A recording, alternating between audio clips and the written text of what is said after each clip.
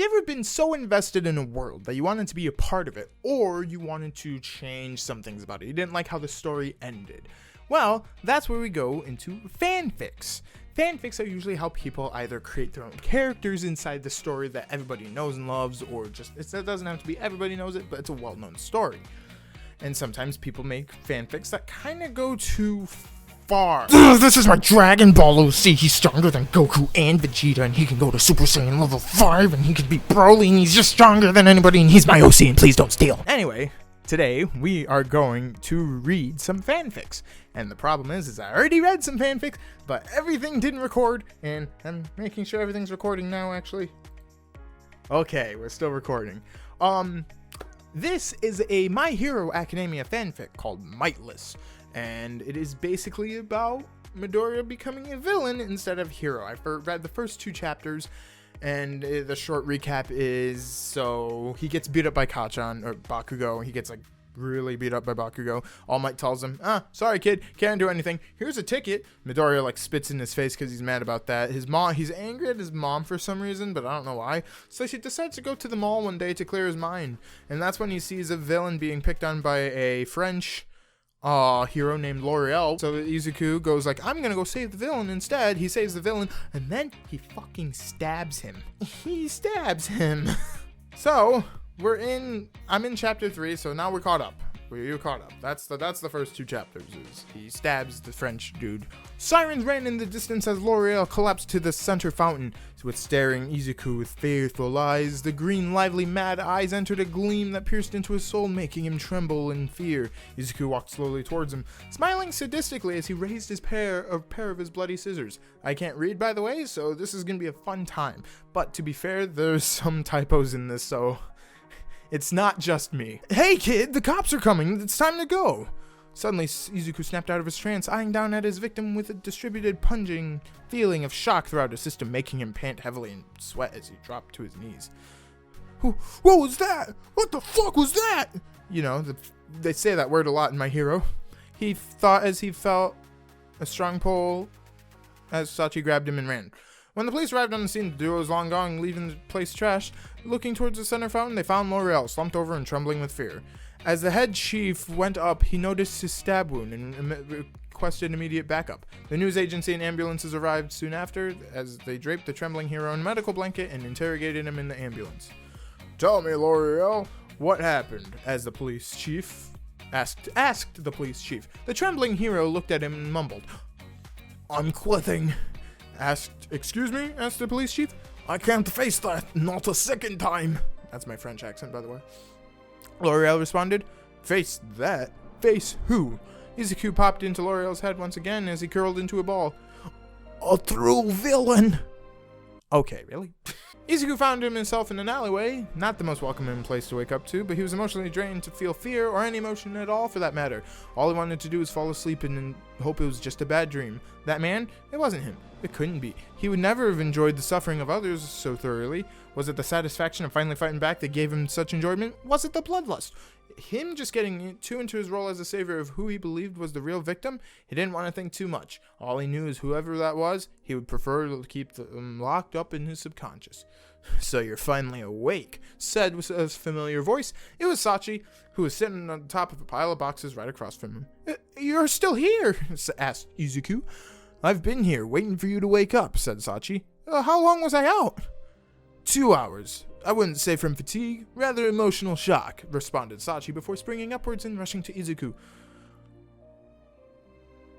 Oh, now tell me how to do those awesome tricks, he suddenly said with a burst of livelihood and excitement. Tricks? Yeah, you know, the thing you did back there. Boreal, he said, purposely modifying his name. Those. I just threw hairspray at him. It was said to keep his hair still. Whoa, I never thought about that. You really know how to improvise. Man, I envy you. I don't know where I was going with that. Envy. He, who was bullied since youth, laughed at for his ambitions, having his dreams crushed into the ground by those he cared and admired. The only living human being possibly to have no quirks was being envied upon. Do you really mean that? Yeah, I always admired smart and dedicated people like you, Sachi said with suddenly a depressing tone. Shame I wasn't the same. I was a slow thinker and it was easy to give up. I just wish I could have had a quick brain quirk like yours. Izuku felt his built-up hope crumble once again. A quirk. He envied him over a quirk that he doesn't even have. He knew it. Nobody wants to be like him. He's just the notebook example of rock bottom.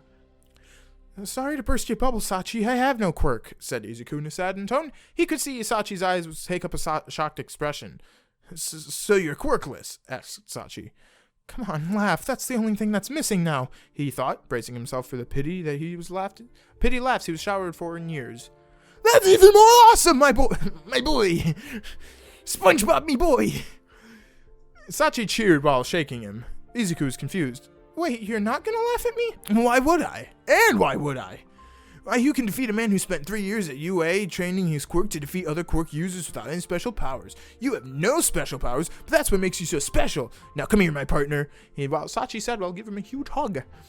Although he admired something about all of this, something didn't feel right to Izuku. How could this be a villain? He was so cheerful, so encouraging, and what an actual hero, nay, the #1 pro, and the man he admired all of his life couldn't do. He believed in him, and that's the moral of the story. You could look at someone really big, but the tiniest people will look up to you. That's deep. How could someone like you be called a villain? Izuku asked in confusion. Sachi let Izuku go from his bear hug and he answered. Well, I hurt people, frankly. I was surprised someone actually came to save me back there. Of course, I had to. Sachi looked down and looked at him directly. Look, kid, I killed people in the past. I've been convicted of scamming. People like me are the kind you guys you see in prison. Because I had to is no answer to my question, so I'm gonna ask again. Why did you save me? Izuku clenched his fist. Because you look like you were in need of help, yet because of your status, people neglect you, ridicule you, and turn away from you. I know how that feels. Because of my lack of quirk, my mother is overprotective and doesn't let me follow my dream of becoming a hero because she thinks I might get hurt. I get picked on at the park and at school because I have no means to defend myself. There are times where I would spend my entire day looking at videos of other heroes because they have the life I want. But even then, they turn me down. I spent my whole life crying, and yet no one came. So when I saw you on your knees begging, I didn't see a villain. I looked into your eyes, and I saw myself. At that point, the tears kept going. He always suffered, always left in the dirt. All of his problems, his sorrows, his inner demons, he just wanted to cry them out, to have them leave in body. Being able to finally let out all of his frustrations was just too much for him. Feeling lightheaded, he dropped to his knees, but luckily Sachi was there to catch him. It's alright, kid. Just breathe, said Sachi. Sachi, what are villains really like? While we may look merciless on the outside, many of us are still human on the inside. Of course, there are hundreds of exceptions, but for the most part, we're just born under the wrong star. Whether it was abusive parents, a poor family, or having a family member that holds a criminal record. The sad part is, due to these circumstances, we're never able to live a normal life. So we rob sometimes, and even kill just to get by on life. We're the ones heroes should be helping, yet they prey on us like we were never welcome in the first place. I can see that. I always had a feeling of not belonging, yet no one seemed to care about me. As if it was just always meant to be a hero and a villain. That's what I was thinking! They claim they want peace. Shouldn't that mean reduce the amount of villains instead of whack a villain if they show up? Izuku started to leave the alley. Where are you going? I see what these heroes are truly now. What they want is fame. And what a better way for a hero to become famous than to beat up the bad guys. I see. Villains are just the people society selects to hate. The weak that only exist to be preyed upon. I'm not standing for this. And if it's a villain they want, Izuku clenched his right fists as he lifted the dirty All Might hood and hid his mask in his face. It's a villain they'll get. Izuku, I'm so worried, cried Inko as she hugged Izuku the second he came through the door. It's fine, Mom, I'm fine, Izuku said, smiling happily. Well, you look like you had a good day today. Did something happen? Asked Inko, noticing his smile. Oh, nothing. Just I came up with a breakthrough. I now know what I really want to be when I grow up. Oh, really? What is it, Izuku? Asked Inko. Izuku smiled. A hero, Izuku lied before running to his room, leaving his mother confused. Didn't you always want to be a hero, Izuku? Running into his room, he opened his laptop. Only this time he wasn't searching for heroes. He was searching for villains. Their names, their quirks, usual locations they would appear at. He needed to know who he could trust. One villain, however, piqued his attention, and his name was probably Kai Chisaki. Soon after, he opened a book hidden under his bed, and he knew he couldn't bring to school since Bakugo would destroy it. His own handmade hero encyclopedia. The book contained names, quirks, backgrounds, and sometimes even weaknesses of all known heroes he observed noted through the nearly 5 years. He knew that since he didn't have a quirk, he was going to have to counter other quirk users. But he knew that since he was going to be fighting heroes, he would need to team up with other villains, and hence he needed his own identity. After hours of scribbling, he finally came up with a new identity. Mightless, the hero hunter. So, that's the start of Mightless. That's chapter, that's like that, it's not the start. So, chapter 1, he gets bullied. Chapter 2, he stabs L'Oreal. Chapter 3, he now decides, yes, he wants to be a villain. It's come clear. And before this chapter starts, I'd like to thank my dear viewers for hitting over 1,000 views and over 60 followers in less than 5 days. Congratulations, Mysterious Banana. Is Katsuki not find out by any chance? I was going to say, yeah, I don't want to read spoiler questions. We don't want that. It's only been a few weeks since Izuku became a villain, and he's built quite a reputation in the criminal underground. While many villains call him the Messenger or the Rabbit, most just know him under the alias Mightless, because he chose that alias. It's like, is he stabbing people and leaving like a tag that says, "Hey, my name is not Mightless, can you please share me on the news?" Alright, while the media and the hero associations haven't picked up on an upcoming threat, cases of newcomer and veteran heroes have become more and more frequent, as villains have defeated, and in rare cases, even killed heroes in action. Many new pro heroes have making their debut had their careers sent to an early grave due to recent criminal activities. Izuku himself, however, never felt any better. Before, he was unsure if he should take this path, but with time, he got used to it and started making deals with more and more villains, often trading info for money and weapons. Before he even knew it, it was already the end of the first semester. So where's he going to school at then? Hell yeah! 1 week of freedom! Cheered the classroom as vacations kicked in. Izuku was just excited as everyone else, since he could now focus on his villain business a lot more. He had to meet a client anyway. When the bell rang, he ran out of school faster than everyone, with a lively green innocent eyes hiding his twisted intentions. Suddenly, he felt a pull back on his collar and stopped dead in his tracks. As time may have went by, but some things never change. Yo, Deku! Izuku sighed as he put up his old Izuku act. Hey, Kachan. He said, trembling in fear, but not really. Listen, buddy, I know school's about to end and you're looking way too happy for my taste, so since I won't be seeing your face for the next 7 days, I might as well implant a much more pleasant image of your face in my head, so I won't think of you and your stupid toothy grin. I'm gonna put an image so far into my head that way I don't have to see you again. Oh great, here we go again. I'll definitely kill you one day, Kachan, thought Izuku as Bakugo's face met his fist. Oh, please have mercy, Izuku begged while crying fake tears. Haha, now that's a face I can think of while touching myself. No. We're going to backtrack that. We're going to get rid of that. As Bakugo left, Izuku got up. He brushed off the dust and wiped off the blood from his nose, putting on his outfit, which was a much more modified All Might jacket that's been recolored to black and gray with red hair strands and a new face mask, which was originally a giant smile, but Izuku wears it upside down, so now it's a frown instead. I don't know if that works that way. I don't think face masks are interchangeable, but you know what? Just you wait, Kachan. We'll see who has the last laugh, Izuku said to himself. Izuku arrived at his designated position where he was going to meet the client. Several dead bodies of the police lay in the abandoned, rundown building he was in. Seeing all the dead corpses, Izuku couldn't help but let out a sort of girlish giggle. This kind of carnage would have made him puke back in the day, but after all the gangs and villains he did business with and all the fights we've witnessed, and was sometimes involved in, he started to enjoy seeing the arrogant, braggy, stuck-up face of a hero or foe twist into despair. It was sort of a satisfaction seeing suffering inflicted upon those who deserve it that gave Izuku a sort of sadistic edge, one that he desperately needed to try to hide in front of his mother, who he deemed was pure and deserving of much more. Suddenly, a black shadow leapt behind him, alerted by his laughter. It seems you did some work here, said... Oh. This was Izuku talking. It seems you did some work here, said Izuku without turning around. Hero killer Stain. You seem to have quite a reputation. You seem to have quite a solid reputation in the criminal underworld too, Hero Hunter, Stain responded. Izuku turned around blushing. Please, you're flattering me, said Izuku, but I'm the villain equivalent of a carrier pigeon. Why would I deserve such courtesy? Stain smiled. It is my job to kill these posers society calls heroes, and when I do so with brute force and skill. But you use your head, a rarity in the criminal underground. When in the span of a week, you united 3 feuding criminal gangs, exposed 4 pro-hero identities who were later killed at their own home by grudge-driven villains, saved 7 villains from known organizations from capture, and even took out a pro-hero single-handedly. I think you're a lot worth more than you think. Izuku smiled. Did I really do so much? He said while tilting his head. I didn't really keep track of my activities. Maybe I underestimated myself a bit. But I guess my combat training paid off. Who's he training? Who's training him? Is it still Sachi? Alright, enough with the chit-chat. You got the stuff?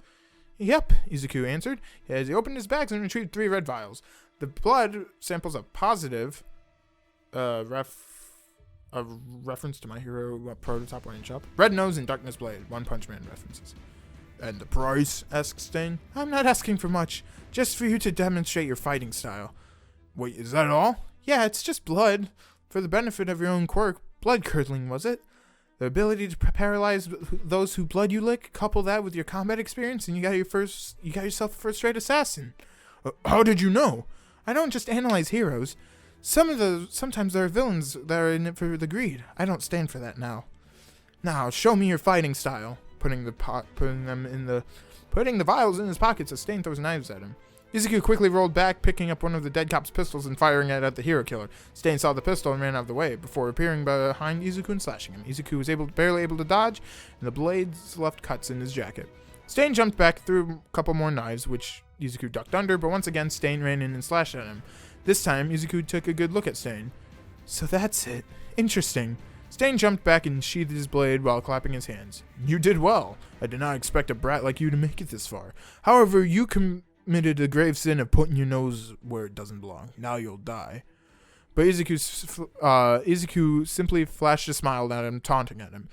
That's it, you're dead! Yelled Stain as he suddenly ran in, but as he came in range, he felt his foot step in something liquid, causing him to slip and slice Izuku's pocket. Walking towards Izuku's paralyzed body. Why is Izuku paralyzed? Wait, hold on. Stain bent down and said, What? Huh? Did I skip something? He taunted him. That's it, you're dead. He ran in. As soon as he came in range, his right foot stepped in something liquid, causing him to slip.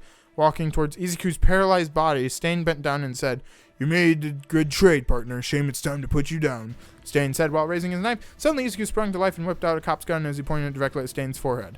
One move and you're dead. Now drop the weapon on your knees or I'll shoot. Stain with widened eyes, dropped his knife and knelt down as Izuku stood up, looking at his defeated opponent. How can you even move? I licked your blood. I don't remember him licking blood. Oh, did you now? Taking his available gun, reached in the pocket and pulled out a cut-open blood vial. You placed that there, didn't you?